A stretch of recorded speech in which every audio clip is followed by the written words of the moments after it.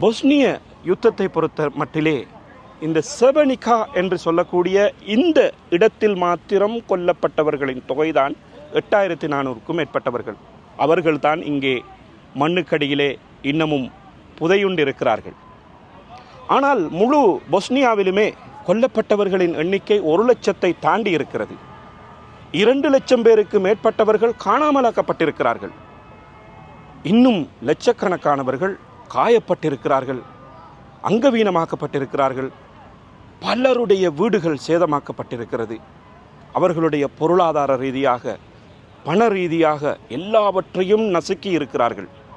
இப்படி மிகப்பெரியதொரு கொடுமை இந்த ஐரோப்பாவிலே மனித உரிமைகளை பாதுகாக்க துடிக்கின்ற ஐரோப்பாவில் இந்த நூற்றாண்டிலே நடந்தேறியிருக்கிறது என்றால் நீங்கள் இந்த சாட்சிகளை பார்க்கும் பொழுது அதை நம்பித்தான் ஆக வேண்டும்.